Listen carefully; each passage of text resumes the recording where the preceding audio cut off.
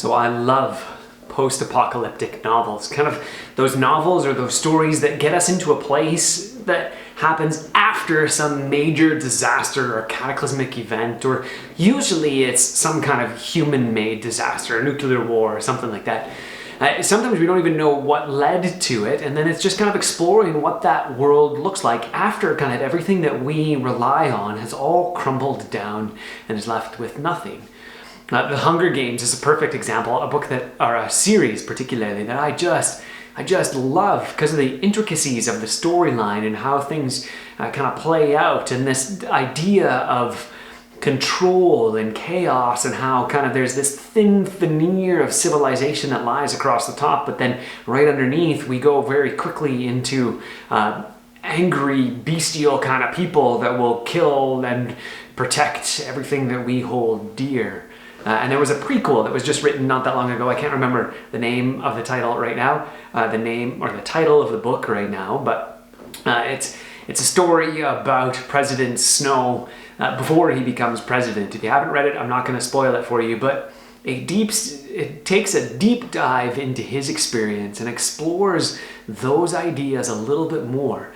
What does it mean to have some kind of civilization? What does it mean to have won a war and to control that existence, or really to kind of maintain the veneer of civilization over top of a people group that is always on the brink of violence? And they use a particular way to do that. But what intrigues me about that is it gets us into a place where we think about, or I think about, what it really means to be human. And are we really like that underneath the surface or not? Are we a little more loving or caring than that? Or are we actually that broken just below kind of that civilized person? And I have to say that I hope that we're a little better, but too often I think we see that angry, bitter, really resentful, attacking side showing up in so many different places.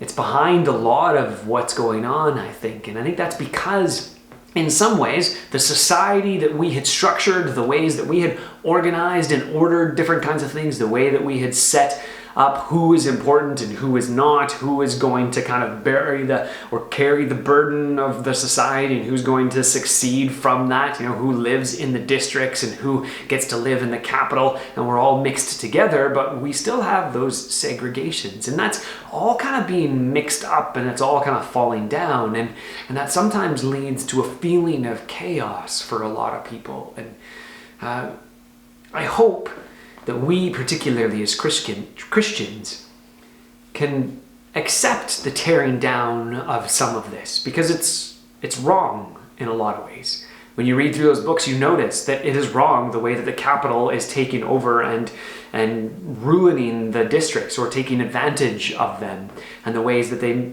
continue to punish for things that had happened long ago. I mean, we could just sense that that's wrong in that.